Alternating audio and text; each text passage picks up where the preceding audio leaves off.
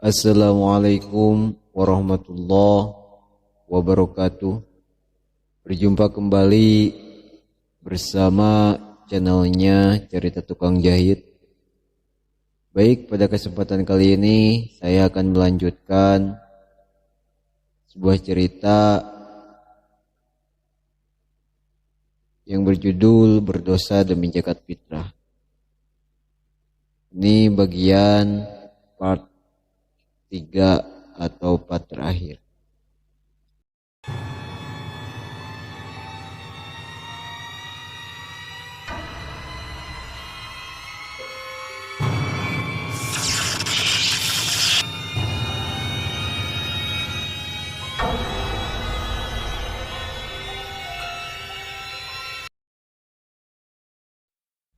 Tanpa berlama-lama lagi, kita masuk ke ceritanya. Peristiwa yang menewaskan Yoga siang itu benar-benar keji. Setelah warga memuaskan nafsu mereka untuk menghakimi Yoga hingga tewas, jasad Yoga dibiarkan tergeletak di pinggir jalan dan menjadi tontonan. Mereka mencari identitas Yoga, namun mereka tidak menemukan apapun. Tak lama ada seorang yang melintas di kampung itu. Dan orang itu adalah Pak Yusuf, yang mana Pak Yusuf itu satu kampung dengan Yoga. Awalnya Pak Yusuf ini hanya kebetulan melintas dengan sepeda motornya dan melihat ada keramaian di pinggir jalan. Namun Pak Yusuf kira keramaian itu hanya karena ada ular atau masalah kecil lainnya. Dia pun bablas melewati keramaian itu. Namun setelah ia melaju beberapa meter melewati kerumunan itu, Pak Yusuf melihat sebuah dompet tergeletak di tengah jalan. Lalu Pak Yusuf memeriksa isi dompet itu, dan tidak ada satu peser pun uang di dalam dompet tersebut. Dan Pak Yusuf meraba-raba selah-selah dompet itu dan menemukan sesuatu, yaitu sebuah foto lusuh, dan di foto itu menunjukkan wajah Yoga bersama anak istrinya. Waduh, dompet si Yoga nih, kok bisa ada di sini ya? Gumam Pak Yusuf. Lalu ia memasukkan dompet itu ke dalam tas pinggangnya dan berniat untuk mengembalikannya saat pulang nanti. Lantas Pak Yusuf pun melanjutkan kembali perjalanannya. Tapi beberapa saat kemudian ia mendengar ada yang memanggil dirinya. Pak Yusuf, tolong. Lantas Pak Yusuf menghentikan laju motornya, lalu menoleh ke belakang, dan saat itu dia melihat ada seorang pria melambaikan tangannya di antara kerumunan warga di sana. Namun Pak Yusuf tidak melihat jelas siapa orang itu. Singkat cerita, Pak Yusuf memutuskan untuk putar balik dan menghampiri kerumunan warga tersebut. Setelah Pak Yusuf sudah berada di dekat keramaian itu, dia tidak menemukan orang yang tadi melambaikan tangan padanya. Dan justru malah Pak Yusuf melihat ada seorang yang tergeletak di bahu jalan dan dikelilingi warga. Lantas Pak Yusuf turun dari motornya dan mendekat ke arah mereka. Lalu Pak Yusuf menghampiri kerumunan itu. Ia sempat bertanya kepada seorang yang ia temui di sana. Mas, maaf, mau tanya, itu ramai ada apa ya? Tanya Pak Yusuf kepada seorang pemuda. Oh itu Pak, ada maling kotak amal di masjid Pak. Udah diamuk masa, jawab pemuda itu. Pak Yusuf pun kaget dan kembali bertanya, masih hidup mas pelakunya? Udah mati Pak, jawab pemuda itu. Seketika Pak Yusuf tersentak dan membuatnya penasaran ingin melihat pelaku yang sudah tewas di sana. Dan ketika Pak Yusuf merangsek masuk, Pak Yusuf melihat siapa yang terkapar di sana. Dari pakaian, wajah hingga postur badan, Pak Yusuf sangat mengenali siapa orang tersebut. Pak Yusuf kaget sekaget-kagetnya saat itu. Astagfirullahaladzim, itu kan Yoga, gumam dalam hati Pak Yusuf. Lalu Pak Yusuf segera kembali ke motornya dan tak henti-hentinya ia istighfar. Gemetar seluruh tubuhnya. Pak Yusuf segera menyalakan motor dan hendak kembali ke kampungnya untuk segera memberikan informasi kepada keluarga Yoga. Tak butuh waktu lama, Pak Yusuf pun sudah kembali ke rumahnya dan segera berjalan menuju rumah Yoga. Setelah Pak Yusuf sudah dekat dengan rumah Yoga, di sana ia melihat kedua anak Yoga itu berada di teras rumah. Saat itu Pak Yusuf melihat Iqbal dan Paras sedang memainkan daun kelapa untuk ketupat yang mereka pungut dari tempat sampah tetangganya. Melihat itu, Pak Yusuf tak kuasa menahan rasa sesak yang menyelimuti hatinya. Ia pun tak tega untuk memberitahukan kepada Pina bahwa suaminya telah tewas, apalagi dengan keadaan yang Pak Yusuf saksikan sendiri. Karena tak sanggup, Pak Yusuf akhirnya ke rumah Pak RW dan menyerahkan padanya perihal kejadian yang menimpa Yoga. Mendengar informasi dari Pak Yusuf, Pak RW kaget bukan main. Dan Pak RW pun sama seperti Pak Yusuf, tidak tega kepada Pina dan anak-anaknya seandainya mereka tahu bahwa Yoga sudah tiada dengan cara keji seperti itu. Lantas Pak RW meminta istrinya, yaitu Bu Mutia, untuk menjelaskan kepada Pina jika suaminya sudah meninggal.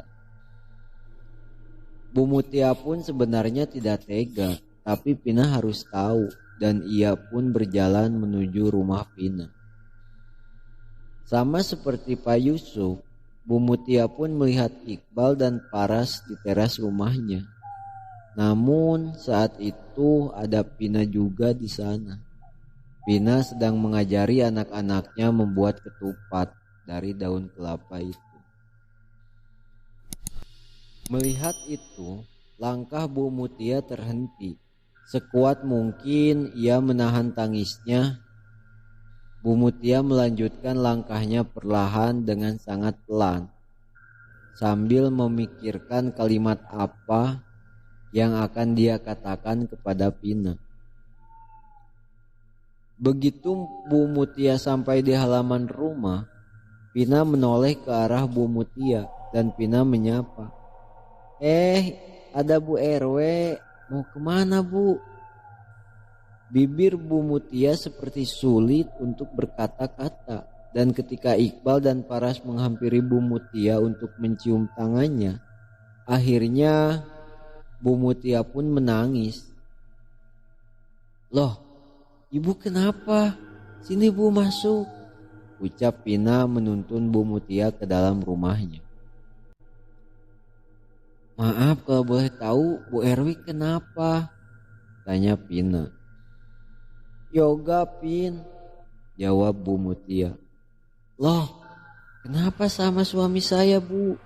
Tanya Pina panik. Yoga Pin, Yoga meninggal, jawab Bu Mutia dengan tangisan yang semakin pecah. Hah? Astagfirullah, ayah. Mata Pina melotot dan shock mendengar ucapan Bu Mutia. Pina menjerit dan menangis histeris sejadi-jadinya.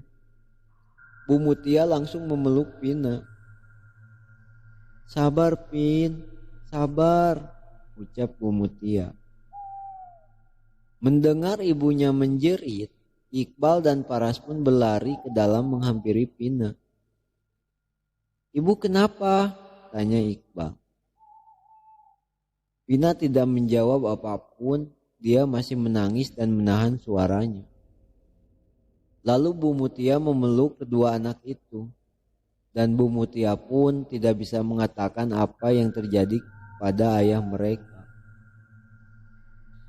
"Ibu kenapa? Kok nangis?" Iqbal lagi-lagi bertanya. Dan akhirnya Pina mengatakan kepada Iqbal, "Ayah, ayah, ayah udah meninggal." Iqbal pun kaget, matanya melotot karena syok, dan mulai menangislah Iqbal. Namun Paras belum bisa untuk menunjukkan emosi seperti ibu dan kakaknya. Tapi sudah pasti dalam hati Paras juga merasakan sakit dan kesedihan yang sama. Di sisi lain, Pak RW mengumpulkan warga kampungnya, khusus laki-laki di balai desa. Di sana Pak RW dan Pak Yusuf menceritakan kepada warga tentang Yoga yang tewas karena amuk massa. Dan saat itu sebagian besar warga tersulut emosi dan tidak terima dengan perbuatan warga kampung sebelah yang semena-mena main hakim sendiri. Bahkan dengan brutal menghabisi Yoga tanpa belas kasihan. Mereka mengenal Yoga adalah orang baik dan tidak pernah sekalipun memiliki masalah dengan tetangga dan warga lainnya. Dan mereka menduga bahwa Yoga terpaksa melakukan pencurian di masjid kampung sebelah. Buah dari amarah warga adalah balas dendam. Mereka berteriak, "Ayo sekarang kita ke sana," ucap seorang warga dengan penuh semangat dan emosi yang meledak-ledak.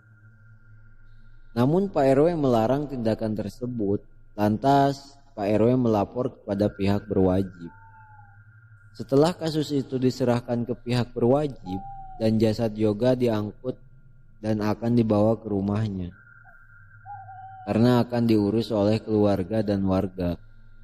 Pak RW dan warga lainnya menunggu kedatangan jenazah di rumah Vina. Vina masih menangis. Banyak ibu-ibu di sana menenangkan Vina dan anak-anaknya. Singkat cerita, sore hari sebelum asar, jenazah Yoga diantar ke rumahnya dengan ambulan. Dan pas tiba mobil ambulan di rumah Vina, makin pecah tangisan saat jenazah Yoga diturunkan dari ambulan. Diletakkanlah jenazah itu di ruang tengah dan hanya ditutupi kain. Lalu Vina membuka penutup itu. Vina menjerit saat melihat wajah Yoga yang babak belur. Terdapat luka sobek di hidung, bibir, dan yang paling ngeri adalah sebelah mata Yoga nongol hampir keluar dari tempatnya. Dimandikanlah jenazah Yoga saat itu juga. Dan dikarenakan hari itu adalah hari terakhir puasa, maka penguburan pun harus cepat-cepat dilakukan. Sekitar jam 4:30 sore, jenazah sudah rapi dikapani dan dimasukkan ke keranda. Diangkatlah keranda tersebut dan dibawa menuju masjid untuk disolati. Dan setelah dari masjid langsung ke pemakaman. Saat itu Iqbal dan Paras ikut mengantarkan ayahnya ke tempat peristirahatan terakhirnya. Saat jenazah Yoga sedang ditimbun tanah, Iqbal menangis tanpa suara dan berkali-kali memukul wajah dan dadanya sendiri. Sepertinya Iqbal menyesal karena pernah berkata, "Enak jika menjadi anak yatim." Dan mungkin Iqbal menganggap jika ayahnya bisa meninggal karena ucapannya sendiri. Lalu Iqbal pun ditenangkan Pak Yusuf. Singkat cerita, pemakaman selesai jam 5:30 dan sudah masuk waktu maghrib. Dan warga kampung masih ramai di rumah Vina. Mereka menemani Vina dan anak-anaknya sampai mereka buka bersama di rumah Vina. Saat itu Iqbal Faras tidak kelaparan lagi. Hari itu Iqbal merasakan buka puasa dengan menu makanan yang sangat enak, yang selama ini hanya dia bayangkan saja. Sedangkan Pina masih saja meneteskan air mata, bahkan beberapa kali Pina pingsan. Setelah buka bersama dan sholat maghrib, diadakanlah tahlilan hari pertama untuk yoga tepat pada malam takbiran. Dan keesokan harinya, tepatnya hari lebaran, rasa sedih dan kehilangan benar-benar dirasakan Pina dan kedua anaknya. Tapi untungnya tetangga Pina selalu ada dan menghibur mereka.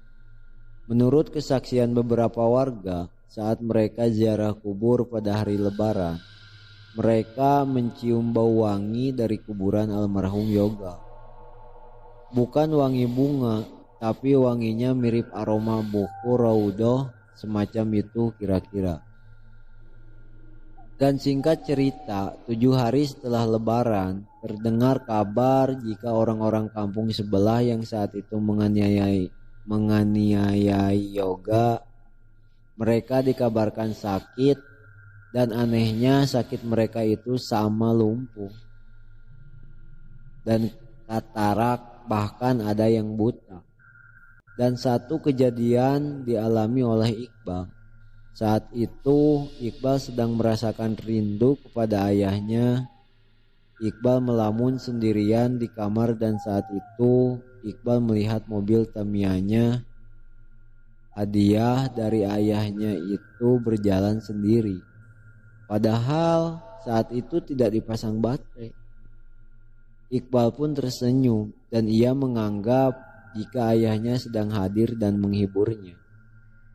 Setelah kejadian itu, alhamdulillah semua warga kampung lebih peduli dan memperhatikan kehidupan Pina dan kedua anak. Sekian ceritanya. Terima kasih sudah menyimak mulai dari part 1, part 2 sampai part 3. Hikmah yang bisa diambil dari cerita ini, kita sebagai manusia haruslah bisa bersikap bijak terhadap menyikapi suatu masalah, atau ketika kita melihat suatu kejahatan, janganlah kita melakukan tindakan main hakim sendiri. Dan satu hikmah lagi yang bisa kita petik dari cerita ini, ternyata di sekeliling kita masih banyak orang-orang yang kelihatannya baik-baik saja, tetapi nyatanya kurang baik. Maka dari itu kita sesama manusia haruslah saling berempati, apalagi dengan tetangga. Mungkin itu penjelasan atau hikmah yang bisa kita petik dari cerita ini. Sekali lagi terima kasih banyak pada kalian yang sudah selalu setia mendengarkan cerita-cerita dari channel ini. Sekian dan terima kasih. Assalamualaikum warahmatullahi wabarakatuh.